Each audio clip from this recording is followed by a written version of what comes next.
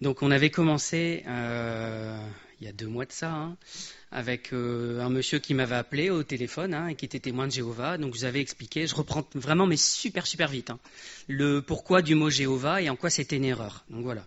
Deuxième partie, le mois dernier, on a vu qu'à l'époque biblique et encore à notre époque, même si on le fait moins dans cette intention-là, tous les noms ont une signification. On a vu les noms, que ce soit les noms de personnes, les noms de lieux, même les noms de cailloux des fois. On a donné des noms parce qu'il y avait une bonne raison, parce que ça voulait dire quelque chose, parce que ça rappelait un événement qui s'était passé. Et donc on avait vu essentiellement l'histoire de Joseph, de Jacob, pardon, et de tous les enfants qu'il avait eus et la bataille interposée qu'il y avait dans les noms des enfants. Pour dire c'est moi qui vaincrai et hop on l'appelle comme ça, c'est ma joie, hop on l'appelle comme ça, et voilà, tous les enfants ont eu un nom qui voulait dire quelque chose. Et on a vu juste après que quand Jacob part avec toute sa petite troupe, il passe par des séries de lieux, et là aussi il donne un nom à chaque fois qui veut dire quelque chose. Donc voilà. Et le titre d'aujourd'hui, donc il est affiché là, c'est les noms de Dieu. Alors donc j'espère que vous aimez ça, sinon le mois prochain vous pouvez rester chez vous parce qu'il y aura une 4e fois, j'ai pas fini. C'est inépuisable, alors j'espère pas faire un truc à la Dallas ou Côte Ouest, en faire 2 millions d'épisodes, mais voilà, il y aura au moins un 4e épisode parce que j'ai toujours pas fini et que moi j'ai trouvé ça intéressant. Donc j'espère que vous aussi. Donc contrairement à ce que peuvent nous dire les témoins de Jéhovah, puisque tout est parti d'eux, je devrais les remercier. Dieu a des multiples noms en fait. Il n'a pas juste un seul nom et attention, il faut absolument utiliser celui-là sinon on se plante complètement. Il a tout un tas de noms et chaque nom il exprime une qualité de Dieu, une caractéristique de Dieu. Alors on va en prendre quelques-uns, on ne va pas en prendre 50 parce que on n'est pas là juste pour faire une énumération sans fin. Après on pourrait faire un message sur chaque nom. Là je vais vous tenir quelques années comme ça, mais c'est pas le but. Et il y a quelque chose que j'aime pas, c'est faire un message qui soit juste, on va dire quelque part, juste de la connaissance en fait. Parce que si on est là juste pour lire ce que vous pourriez lire dans le dictionnaire ou dans un document biblique, quelque part vous n'avez pas besoin de moi pour le faire, vous pouvez le lire vous-même. Et vous allez dire à la fin, oui c'était bien. Oui forcément, il n'y a pas d'engagement de votre part, il n'y a pas d'engagement de ma part. Donc si on donne un message, c'est aussi pour chercher après ce qui nous concerne en fait. Donc voilà, on va faire une petite partie, donc nécessairement un peu connaissance. Mais par contre, à la fin, je tiens absolument à donner une petite partie réflexion quand même et qu'on réfléchisse quelle incidence ça a sur nous. Parce que je vous dis, sinon ça n'a aucun intérêt de faire ça ici. Donc le principal nom, alors en ça ils n'ont pas complètement tort, les témoins de Jéhovah, c'est ce fameux tétragramme, donc on a vu en long, en large, en travers la première fois que j'en ai parlé, qui est le nom donné par Dieu et essentiellement depuis Moïse en fait. C'est au niveau de Moïse, à ce moment-là, qu'on comprend l'idée de Dieu et qui se révèle sous ce nom-là. Alors ils n'ont pas tort les témoins de Jéhovah dans le sens où c'est le nom le plus utilisé. Donc ça se prononçait, on l'a vu, probablement Yahvé ou Yahweh, même si on n'est pas sûr et qu'on ne retrouvera jamais de toute façon. Mais voilà, la plupart des linguistes, la plupart des gens qui étudient la Bible sont assez d'accord sur cette prononciation-là, ou quelque chose qui ressemble à ça en tout cas. On retrouve ça plus de 6500 fois dans l'Ancien Testament, donc c'est le nom le plus utilisé dans l'Ancien Testament. Alors pourquoi je dis l'Ancien ? Parce que dans le Nouveau c'est en grec, et donc on n'a plus les mêmes noms de Dieu en fait. Et il est traduit en général par l'Éternel. Donc, c'est la notion de je suis, tout simplement. J'existe, je suis l'existence, je suis celui qui suis. Donc l'idée de ce nom-là, c'est ce qu'on retrouve dans Exode 3, on l'avait lu la fois dernière, passage un peu long au vidéoprose, mais donc Moïse qui dit à Dieu, j'irai donc vers les enfants d'Israël et je leur dirai, le Dieu de vos pères m'envoie vers vous. Mais s'ils me demandent quel est son nom, que leur répondrai-je ? Dieu dit à Moïse, je suis celui qui suis. Donc là, il dit, je suis YHWH. Et il ajouta, c'est ainsi que tu répondras aux enfants d'Israël. Celui qui s'appelle je suis m'a envoyé vers vous.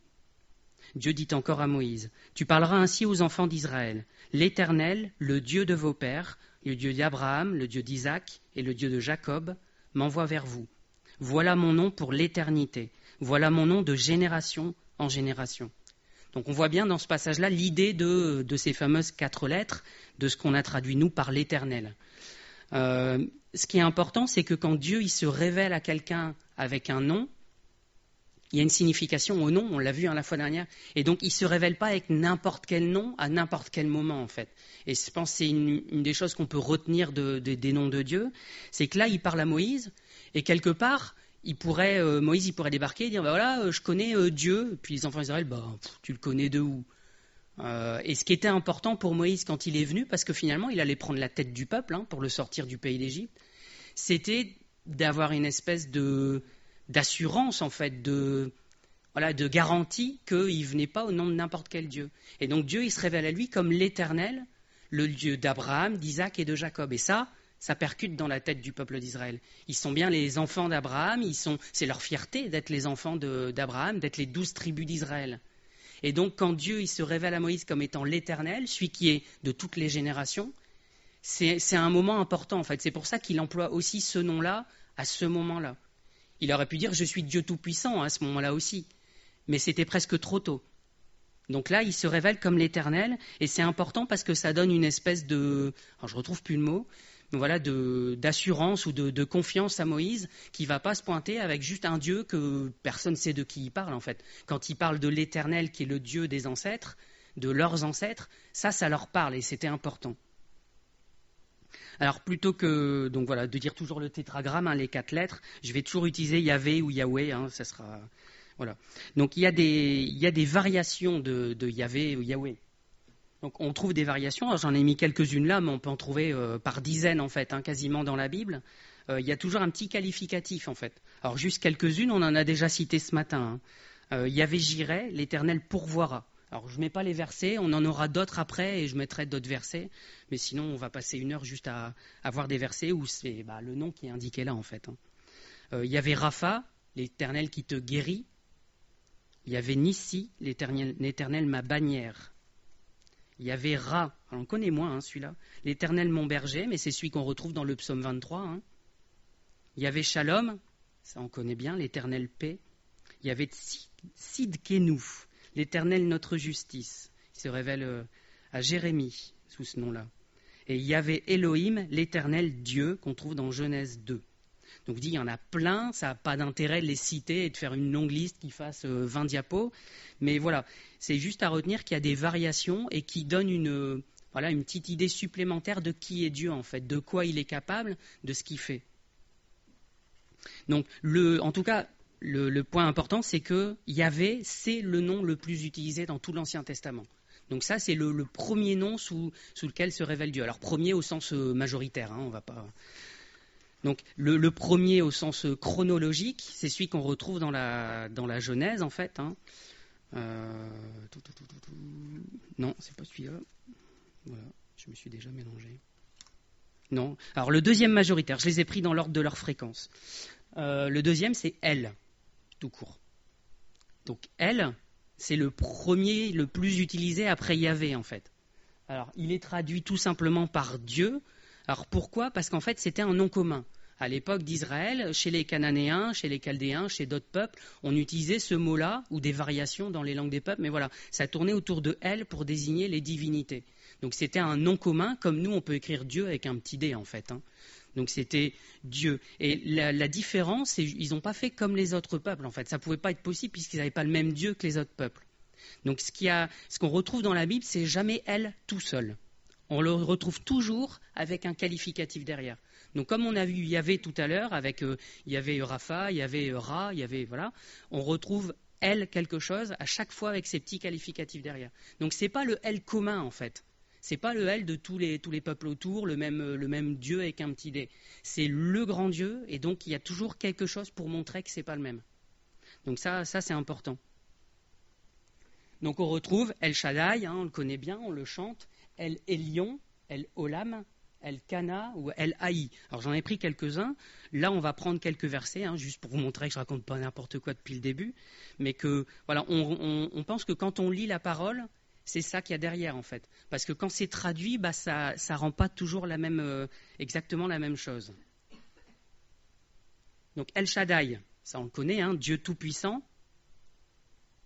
Il se révèle à ce nom-là, à Abraham en fait, sous ce nom-là, et on retrouve ça dans Genèse chapitre 17, versets 1 et 2. Lorsque Abraham fut âgé de 99 ans, l'Éternel apparut à Abraham et lui dit : je suis le Dieu Tout-Puissant. Donc quand il dit ça, je suis El Shaddai. Alors c'est pareil, sauf erreur de ma part, il n'y a pas les le, un, une en hébreu en fait. Donc nous en français, je suis le Dieu ou un Dieu, voilà. Mais en fait, je suis Dieu Tout-Puissant. C'est comme ça que ça se lit dans les mots hébreux. Et donc c'est son nom, c'est comme ça qu'il se révèle à Abraham. Et il dit, marche devant ma face et sois intègre, j'établirai mon alliance entre moi et toi, je te multiplierai à l'infini.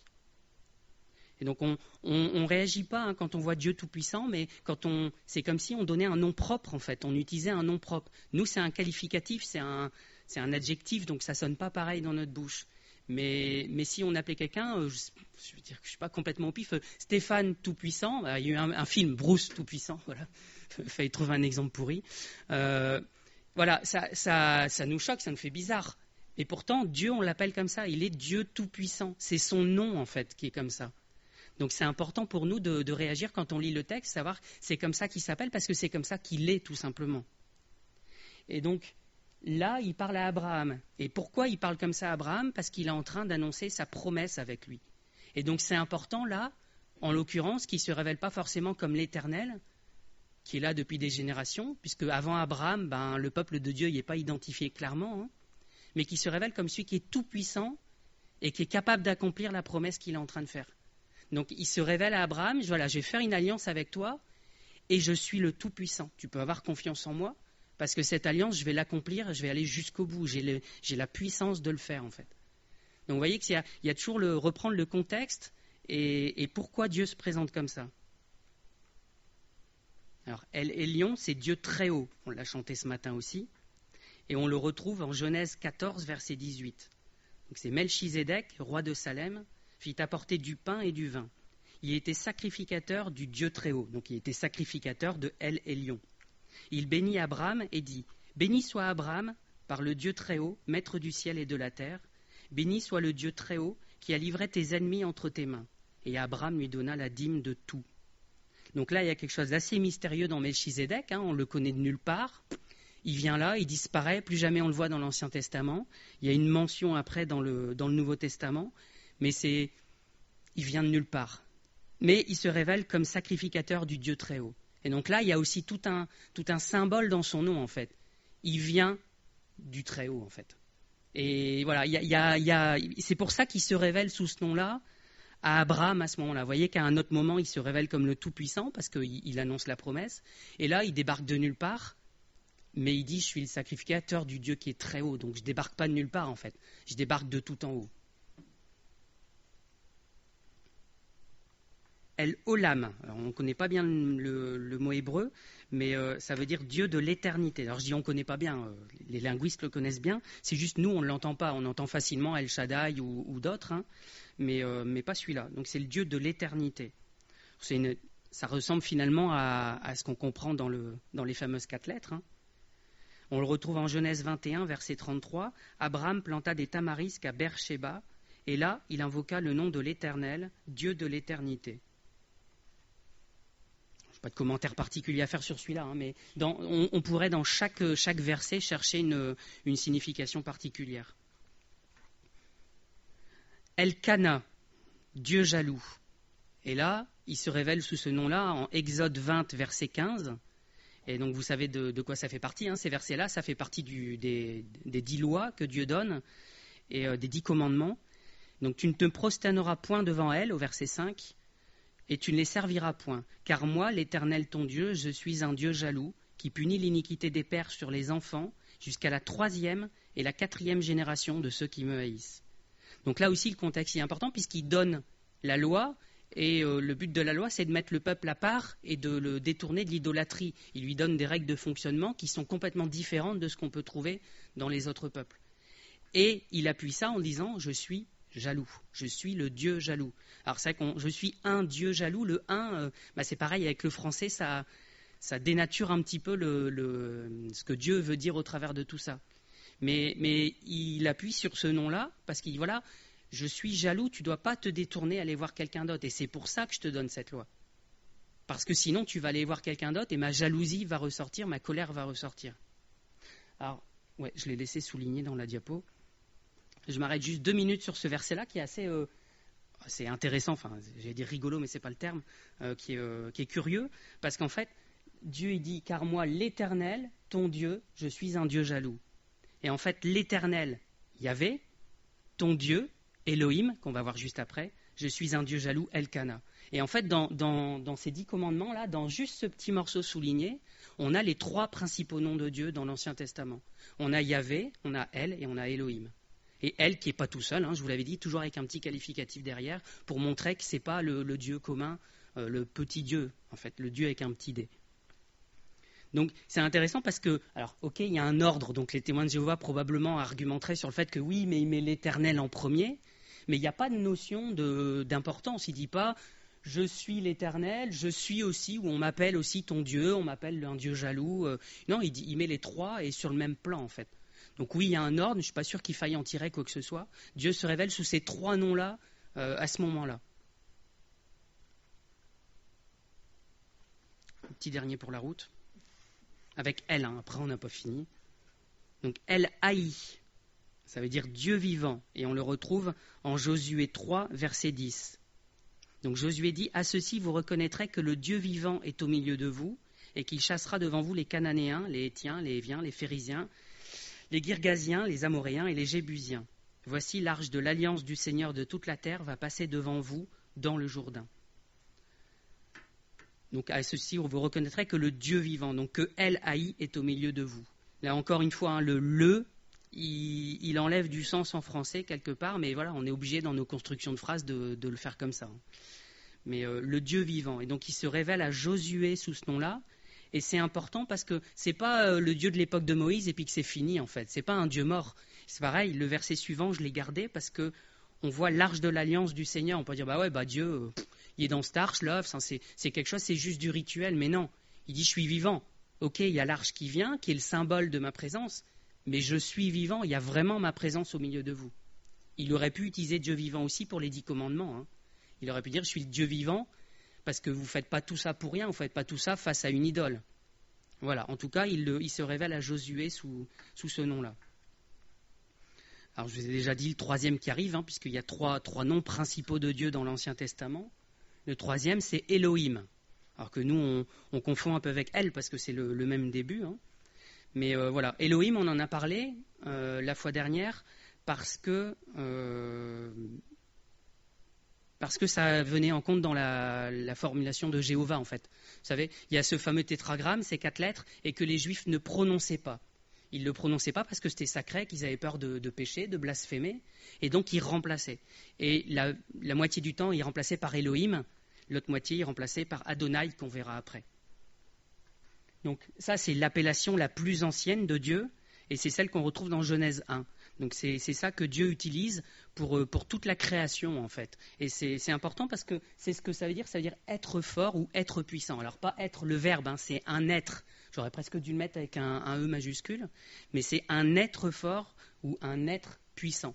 Et ça colle vraiment bien à toute cette partie de Genèse où Dieu il crée tout de sa propre puissance. Il n'a rien besoin. Et donc voilà, le tout début de notre Bible, c'est Elohim, en fait. Donc il est utilisé plus de 2300 fois, donc ce n'est pas le plus utilisé, mais voilà, avec Yahvé et El, c'est quand même les 3 noms qu'on retrouve le plus. Donc il y a une curiosité qui est assez connue normalement chez les chrétiens, c'est que c'est un pluriel en fait. Ça dit Dieu Elohim dit faisons l'homme à notre image selon notre ressemblance, en Genèse 1 verset 26. C'est pas un nous de roi en fait, même si Dieu pourrait se le permettre. C'est un nous parce que Elohim est pluriel par nature. Alors j'y ai pensé hier en préparant, puis après je l'ai zappé, mais il doit y avoir des mots en français comme ça qu'on ne peut pas mettre au singulier, ça n'a pas de sens. Là c'est pareil, Elohim n'existe qu'au pluriel. Mais il veut dire être puissant, voilà. C'est un mot assez étrange pour nous quand on le passe en français. Donc l'homme est devenu comme l'un de nous, en Genèse 3 verset 22. Là encore une fois, c'est Elohim qui parle, il est devenu comme nous. Donc nous, on ne peut pas y voir autre chose que le côté pluriel de Dieu, en fait, que le côté Trinité, et qui parle pour 3 personnes, même s'il n'y a qu'une personne. Donc ça aussi, c'est un concept qui nous échappe partiellement. Mais voilà, dans ce mot même, il y a l'idée de plusieurs personnes. Et c'est important de voir ça dès la Genèse, et en fait, dès le tout premier verset de la Bible, c'est Elohim qui parle.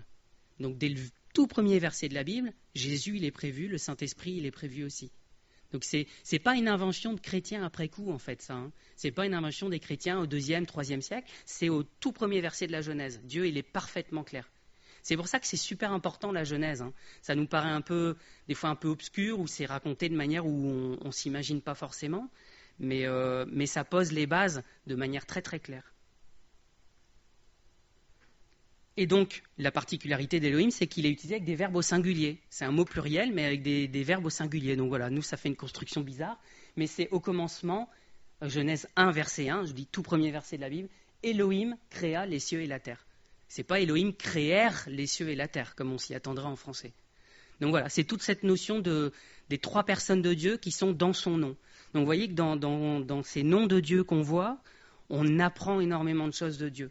Et à chaque fois, on voit qu'il utilise un nom pour un but bien précis, en fait. Et c'est aussi pour ça que se coincer sur un seul nom de Dieu, se coincer, dire Dieu c'est Jéhovah et puis c'est tout, ben on perd des aspects de Dieu, en fait. On perd une connaissance de Dieu et qu'il ne faut pas, ça n'a aucun intérêt. Alors il y en a un dernier, on ne s'arrêterait pas, mais c'est Adonai. Donc celui-là, il est un peu compliqué parce que vous le trouverez nulle part et vous le trouverez partout. Parce qu'en fait, il n'y a pas un verset où on voit Adonai écrit directement. C'est juste que partout où il y avait le tétragramme, on lisait Adonai, en fait, pour ne pas le prononcer. Donc finalement, on pourrait reprendre tous les versets qu'on a mis avec ce fameux Yahvé ou Yahweh, et on pourrait mettre Adonai à la place. Et c'est ce que faisaient les Juifs à l'oral, en fait. Donc à l'écrit, on n'a pas de trace précise, hein, on voit toujours ces fameuses 4 lettres, mais à l'oral, les Juifs utilisaient Adonai, ils prononçaient Adonai. Donc ça aussi, c'est un concept un peu bizarre pour nous, mais c'est comme si tous les versets ont remplacé Dieu par autre chose, quoi, par un autre nom. Nous, on le sait, voilà, on s'y habitue, mais donc on ne prononce pas ce qu'on est en train de lire. Donc ce que ça veut dire, c'est mon Seigneur, mon Maître. Donc, ça aussi, c'est tout un aspect de Dieu hein, qu'on n'avait pas dans les autres noms, qu'on retrouve ici. Donc on l'a déjà dit, hein, il servait de remplacement pour les fameuses 4 lettres. Et donc, on retrouve les mêmes combinaisons, on ne va pas les refaire, hein, qu'il y avait, quand on disait il y avait Jireh, il y avait Rapha, on retrouve Adonai Jireh, Adonai Rapha, Adonai Ra, et ainsi de suite. Puisque les Juifs le prononçaient comme ça, en fait. Alors, ce n'est pas des versets où il y a Adonai dedans, parce que je vous dis qu'on ne peut pas les trouver écrits, puis il faudrait lire le grec, du coup. Mais... Les versets que je vais afficher là, c'est des versets qui illustrent juste l'idée qui est derrière Adonai. Je pense que c'est important d'insister sur qui est derrière le nom, en fait. Parce qu'on est en train de voir des noms, bon, c'est bien. Mais en fait, si on s'intéresse au nom, c'est pas juste par connaissance de savoir, voilà, comme si on s'intéressait au dictionnaire, quoi. Hein. On s'intéresse à la personne qui est derrière le nom. Et c'est ça qui est important. Donc, le premier, c'est Éphésiens 1, verset 11, qui est tout petit. Mais c'est Paul qui dit... Qui lui dira, alors j'aurais dû presque prendre le contexte, hein, mais qui s'adressera à Dieu en fait, qui fera des reproches et qui lui dira « Que fais-tu » Et Adonai, ça traduit ça en fait. Qui pourrait aller devant Dieu et lui dire « Mais qu'est-ce que tu fais » et lui demander des comptes. Il a de comptes à rendre à personne. Il est souverain, il est maître, il est seigneur. Et c'est toute l'idée qui est contenue dans Adonai. Et c'est aussi pour ça que les Juifs, ils l'utilisaient en remplacement du tétragramme, parce que ça donnait l'idée de l'importance. Il n'y a personne au-dessus en fait. Un plus long d'Ésaïe. Donc je suis l'Éternel, il n'y en a point d'autre. Hors moi, il n'y a point de Dieu. On l'a entendu ce matin aussi. Je t'ai saint avant que tu me connusses. C'est afin que l'on sache du soleil levant au soleil couchant que hors moi, il n'y a point de Dieu. Je suis l'Éternel, il n'y en a point d'autre. Je forme la lumière et je crée les ténèbres. Je donne la prospérité et je crée l'adversité. Moi, l'Éternel, je fais toutes ces choses. Que les cieux répandent d'en haut et que les nuées laissent couler la justice. Que la terre s'ouvre, que le salut y fructifie et qu'il en sorte à la fois la délivrance. Moi, l'Éternel, je crée ces choses. Ouais, je me suis arrêté là. Et la suite, en fait, alors que je ne vous ai pas mise là, mais c'était « Malheur à qui conteste avec son créateur, vase parmi des vases de terre. L'argile dit-elle à celui qui la façonne, que fais-tu ? Et ton œuvre, il n'a point de main. » Donc on voit que personne ne peut contester avec Dieu en fait. Et ce nom-là, c'est ça que ça veut dire. C'est il est bien au-dessus et personne ne peut aller lui dire quoi que ce soit. on a fait le tour des noms de Dieu dans l'Ancien Testament. Il y a juste un truc que je ne peux pas zapper, mais je veux aller vite dessus, parce que c'est pareil, c'est pas l'idée de faire une liste trop longue. C'est Jésus. Parce que, bien sûr... Alors, juste avant de venir à ça, je pense à quelque chose. Si vous regardez sur Internet, c'est que Maï m'avait filé une vidéo là-dessus parce que je lui avais dit que j'étais encore sur le sujet. Vous allez trouver des textes ou des vidéos qui donnent des noms de Dieu par dizaines, en fait. Mais vous allez trouver des choses, pour moi, voilà, mon avis personnel, c'est que ce n'est pas des noms de Dieu, en fait. C'est des qualificatifs. Alors, la nuance est subtile, mais voilà, vous allez trouver, c'est un abri dans la tempête, c'est le rocher des siècles, c'est une pierre éprouvée, c'est un berger. Alors, oui, c'est pas faux, ça qualifie Dieu. Mais je veux dire, quelque part, je suis informaticien. Mais si vous dites « et l'informaticien », normalement, je ne devrais pas me retourner. D'accord ? Alors peut-être que dans l'église, ça va marcher parce que je suis un peu seul. Mais voilà, ça me qualifie, c'est pas pour autant que c'est mon nom. Vous voyez l'idée ? Et donc Dieu, on peut le qualifier d'un tas de choses. C'est pas pour autant que c'est son nom directement. Donc j'en reste au nom que je vous ai donné. Hein. Yahvé, El, Elohim, Adonai, parce que ceux-là, ils se révèlent sous ces noms-là, avec des qualificatifs effectivement qui suivent. Mais le reste, après, on peut en faire des listes et des listes de beaucoup de choses. Pour moi, ce n'est pas des noms, c'est des qualificatifs. Voilà. Je sais bien que la nuance est un peu limite. Mais... Donc les noms de Jésus. Donc lui aussi, il est appelé d'un tas de noms et c'est encore plus compliqué de faire la différence entre ce qu'on pourrait dire nom et qualificatif. Pour être tout à fait honnête, il y a des choses que moi j'avais mis en qualificatif et quand je lis le verset, je dis mince, c'est difficile de faire la part des choses. Donc Jésus, il est Yehoshua, ça c'est son nom hébreu qui est traduit par Jésus ou Josué, c'est la même chose. Hein. Jésus, Josué, c'est Dieu qui sauve.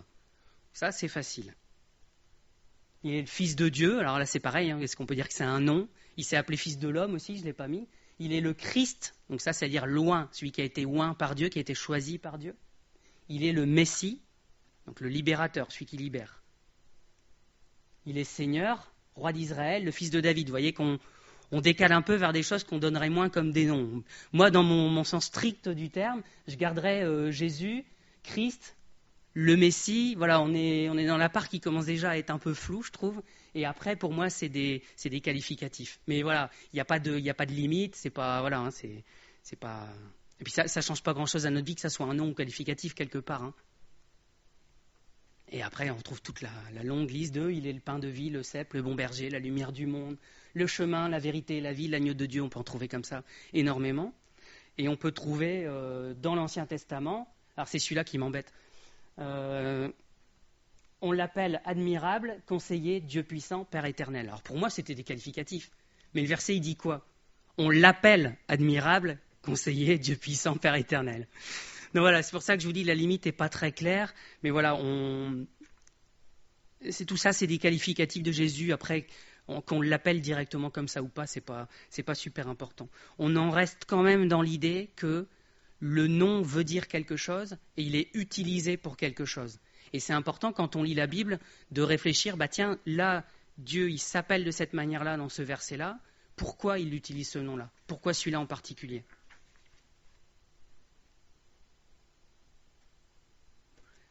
Alors, oui, donc Jésus. Moi, j'ai gardé Jésus parce que, oui, le point important aussi que je n'ai pas noté, le berger, loin, le Messie, tout ça, c'est bien. Mais ce n'est pas tranchant, en fait. Quelque part, Jésus, c'est un nom qui pose problème. Et je pense que assez souvent, on va utiliser d'autres mots pour contourner le problème. Et le problème, c'est que si on dit le Messie aux Juifs, ils ne voient pas Jésus forcément comme le Messie. Donc vous voyez, on n'entend pas la même personne derrière. Alors que Jésus, le Jésus de la Bible, hein, parce qu'il y a des Espagnols qui s'appellent Jésus, il y a plein de gens comme ça. Mais voilà, Jésus en tout cas, c'est un nom qui est différent en fait. Alors, on le verra une autre fois, hein, mais c'est un nom qui est clivant, qui marque une différence et on ne peut pas se tromper. Quand on parle de Jésus, on sait qu'on est dans le Nouveau Testament, qu'on est dans la Bible et qu'on n'est pas en train de partir sur quelque chose d'autre, sur une autre religion. Donc c'est pour ça que j'aime bien Jésus, parce qu'il voilà, est irremplaçable. Le reste, on peut encore tourner autour, mais pas Jésus. Alors sous quel nom est-ce que nous, on connaît Dieu ? C'est la partie où il faut redémarrer le cerveau. Hein. Bon, vous ne l'avez peut-être pas éteint. Mais... Alors, il n'y a rien à afficher là-bas, c'est que à m'écouter. Quand on s'appelle l'un l'autre, on a des petits noms.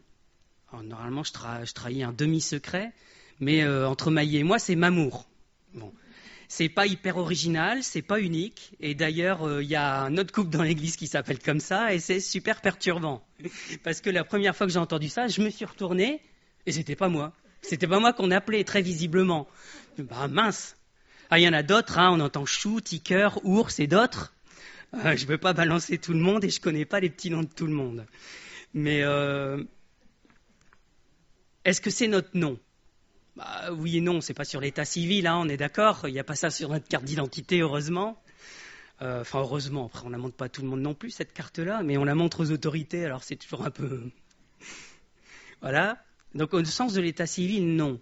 Mais, dans le cadre de mon couple, c'est mon nom, en fait. C'est comme ça qu'elle m'appelle. Alors, devant les autres, elle fait gaffe, elle essaye de m'appeler Michael.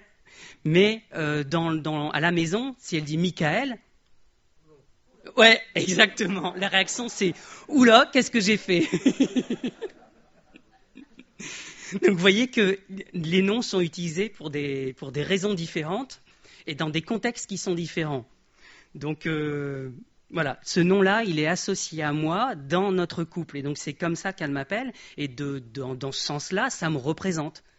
Donc, tous ces noms de Dieu qu'on a donnés tout à l'heure, c'est un peu la même chose en fonction des contextes. Ça parle de Dieu, en fait, et en fait, on devrait réfléchir à sous quel nom on l'appelle, nous, sous quel nom on discute avec lui. Voilà, et donc l'idée, c'est voilà, si quelqu'un utilise ce nom-là, Mamour, en dehors de ce contexte-là, ça n'a pas du tout la même signification. Hein. Je me sens, voilà, même si quelqu'un utilise ce mot-là, le fait de l'utiliser, ça crée d'office un lien, quelque chose qui est le lien de notre couple, quoi. Et donc ça, c'est même si quelqu'un utilise ce nom-là, ça change rien pour nous quelque part. Donc c'est important. Et donc si on revient à ces noms de Dieu, je vous dis l'idée c'est sous quel nom est-ce qu'on le connaît. Donc il ne s'agit pas de le connaître. Si vous faites bien la comparaison avec ce que je viens de dire là, c'est pas je le connais dans ma tête parce que bah voilà, il suffit d'en apprendre quelques-uns, on le connaît le nom de Dieu, puis voilà. Non. Moi, Maï me connaît sous ce nom-là, Mamour. Donc sous quel nom est-ce qu'on connaît Dieu avec notre cœur ? Sous quel nom on vit avec lui ? Sous quel nom on discute avec lui ? Est-ce qu'on le connaît vraiment comme El Shaddai ? Parce qu'on le lit facilement, mais c'est-à-dire Dieu Tout-Puissant. On l'a vu tout à l'heure, il s'est révélé à Abraham sous ce nom, je suis le Tout-Puissant et je vais accomplir la promesse que je suis en train de te donner. Est-ce que nous, on le connaît réellement comme ça ? Est-ce que quand le Seigneur nous fait une promesse, est-ce que quand il nous dit quelque chose, on sait qu'il a la puissance de l'accomplir ? C'est ça qui est compris dans son nom. Est-ce qu'on le connaît comme El Rapha, celui qui guérit ? Parce que c'est facile à connaître. Nous, on appelait Raphaël pour ce nom-là. Hein. Et c'est pas qu'on avait une maladie spécifique à guérir ou quoi que ce soit. Dans mon cœur, c'est Dieu qui guérit du péché avant tout, en fait. Mais c'est Dieu qui guérit aussi physiquement dans notre santé. Et quand on entend tous les cas de maladies qu'on a autour de nous, est-ce qu'on le connaît vraiment comme El Rapha au sein de notre Église ? Je pense qu'on le connaît de loin et pas d'assez près. Alors il y a des cas de guérison. Manu parlait de son propre cas où voilà, pour Manu, c'est certain, il connaît le Dieu qui guérit. Il l'a vécu dans son corps, il l'a vécu vraiment de manière concrète. Alors, on n'a pas tous des maladies importantes comme ça à guérir, mais on a des gens autour de nous qui en ont. Est-ce qu'on le connaît comme ça ? Est-ce que quand on prie Dieu, on voit qu'il guérit effectivement ? Ou est-ce qu'on sait que c'est de la théorie, mais en pratique, on ne le voit pas très souvent ? C'est important pour nous. Hein.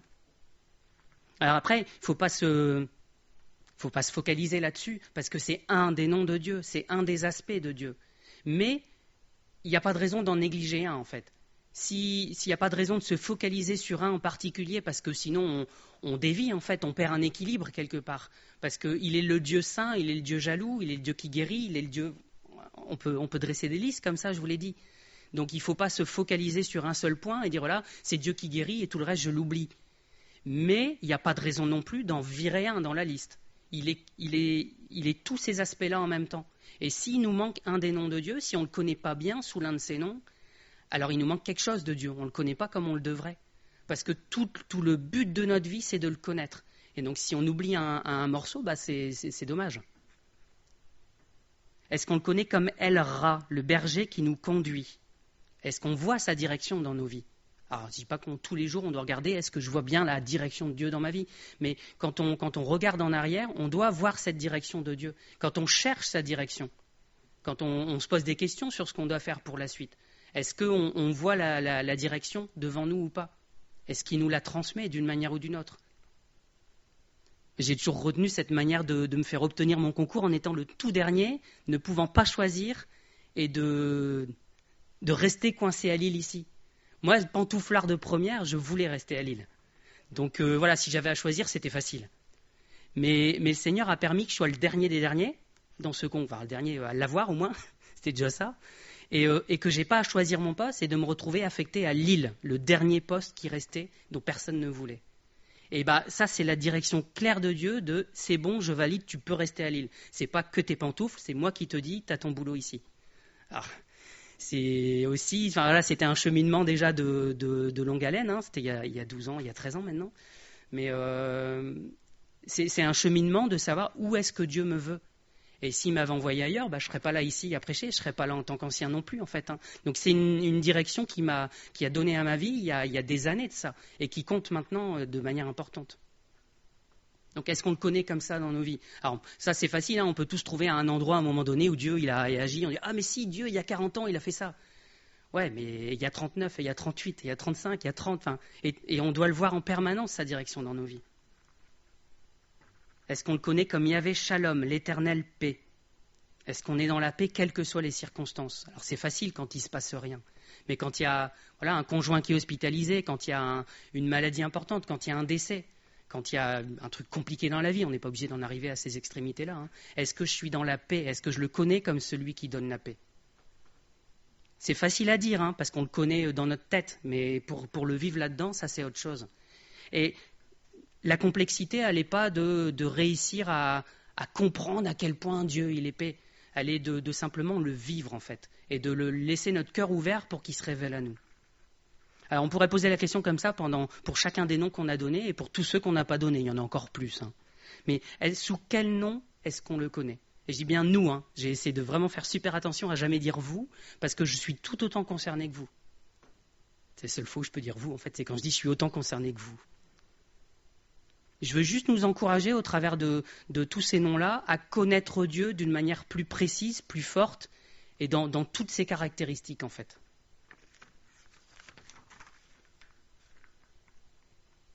On y arrive au bout quand même. Hein. Du coup, j'avais largement le temps, je pensais être à la bout. Jean 17, verset 3. La vie éternelle, c'est qu'ils te connaissent, toi, le seul vrai Dieu, et celui que tu as envoyé, Jésus-Christ. Quand je vous dis le but de Dieu, c'est qu'on le connaisse. Lui, le Père, et Jésus-Christ. Et on les connaît au travers du Saint-Esprit. De toute façon, on ne peut pas en éviter un des trois. Hein. C'est Elohim, celui qui fait les trois en un. Donc, la vie éternelle, c'est qu'ils te connaissent, toi, le seul vrai Dieu, celui que tu as envoyé, Jésus-Christ. Si on le connaît pas suffisamment, alors on a raté toute notre vie de chrétien, en fait. Et la vie éternelle, on ne l'a pas, parce que la vie éternelle, c'est le connaître.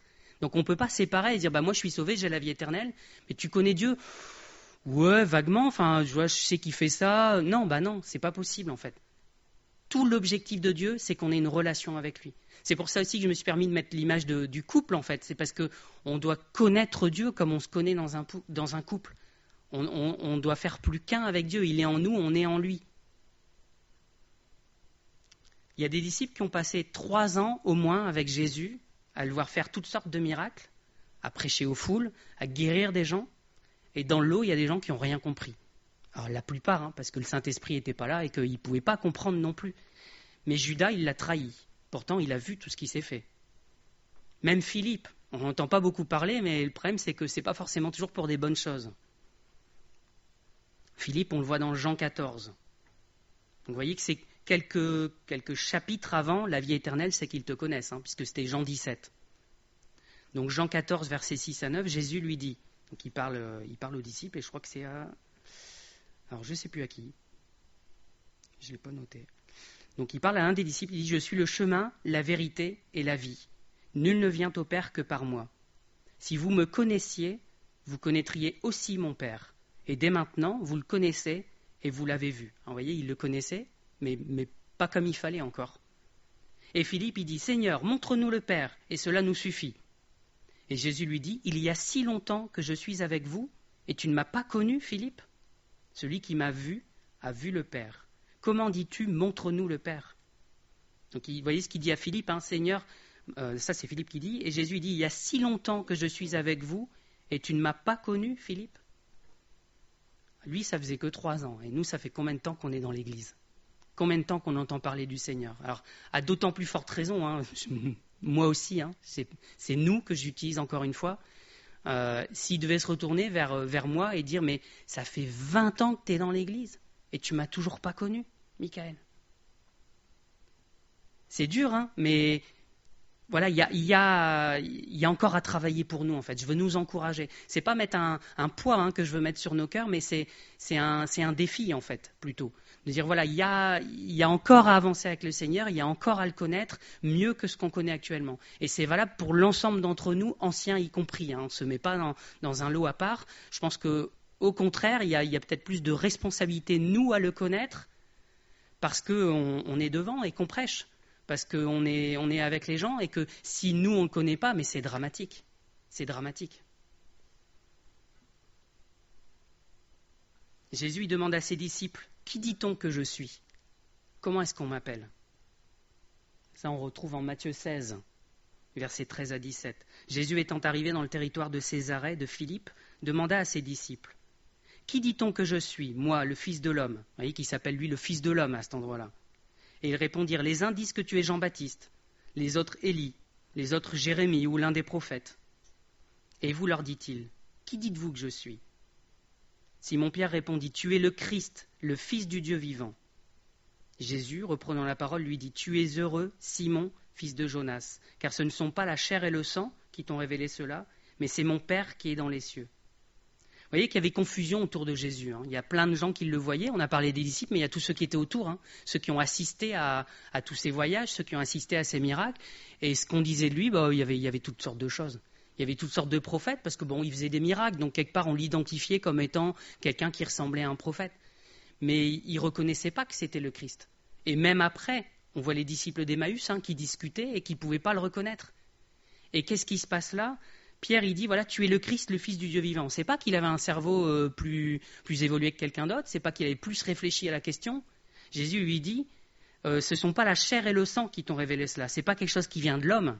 Il dit, c'est mon Père qui est dans les cieux. C'est le Père qui révèle qui est le Fils. Et le Fils, il révèle qui est le Père aussi. C'est une réciproque quelque part, mais c'est rassurant pour nous, parce qu'on n'a pas besoin d'être des gens super intelligents. Au contraire, limite, ça ne va pas nous aider. On n'a pas besoin d'être des gens intelligents pour connaître Dieu d'une manière particulière. C'est Dieu qui le révèle. Et donc ça veut dire que finalement, la seule étape qu'on a à faire, c'est d'aller auprès de lui et de lui dire, mais révèle-toi, Seigneur. Il y a des choses que je ne connais pas de toi. Révèle-toi, montre-moi. Et il va le faire et il va se révéler. Et là, on le connaîtra dans le cœur et pas juste dans notre tête, en fait.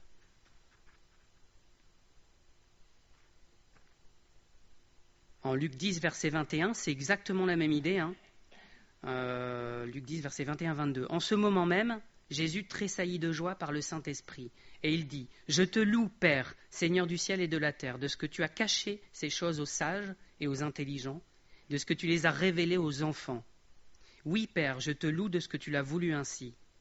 Toutes choses m'ont été données par mon Père, et personne ne connaît qui est le Fils, si ce n'est le Père, ni qui est le Père, si ce n'est le Fils, et celui à qui le Fils veut le révéler. » Et ça, c'est finalement l'un des mots les plus importants pour nous, c'est la révélation.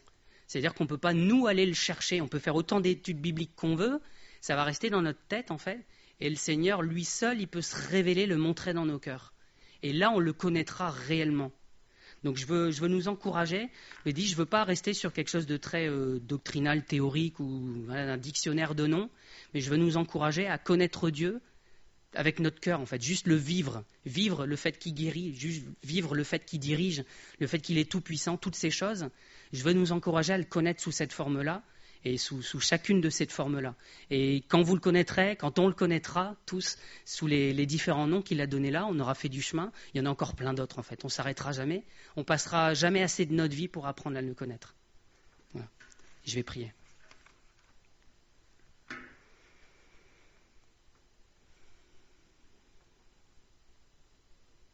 Seigneur, merci pour la multiplicité de tes noms.